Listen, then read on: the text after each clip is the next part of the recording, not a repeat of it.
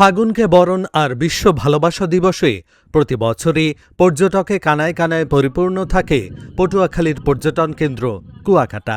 তবে এবছরের চিত্র একেবারেই ভিন্ন।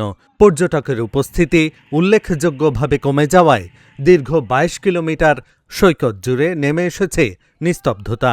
ত্রয়োদশ জাতীয় সংসদ নির্বাচনকে কেন্দ্র করে টানা প্রায় ২ সপ্তাহ ধরে বিরাজ করছে এমন স্থবির অবস্থা।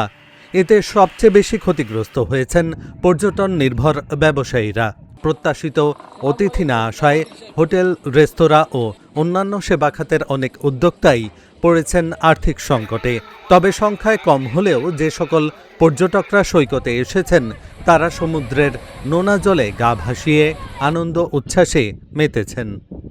এই বছরের ন্যায় আশা করছিলাম যে ভালো সংখ্যক পর্যটক আসবে, কিন্তু দুঃখের বিষয় কোনো পর্যটকই দেখতে পাচ্ছি না।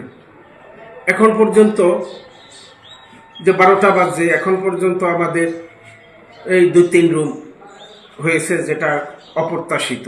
হলো বিশ্ব ভালোবাসা দিবস, ভ্যালেন্টাইন্স ডে। আজকে এই দিনটি উপলক্ষে বিগত দিনগুলোতে বা বছরগুলোতে হিউজ পরিমাণে পর্যটকের সমাগম ঘটত এই পর্যটন নগরীতে, কিন্তু আজকে সম্পূর্ণ ভিন্ন চিত্র, যেটা আমরা আসলে কল্পনাও করতে পারিনি। সকল ব্যবসায়ী আমরা যারা আছি থমথমে পরিবেশ এবং নীরবতা পালন করতেছি, এক কথায় কোনো পর্যটকের আগমন নেই।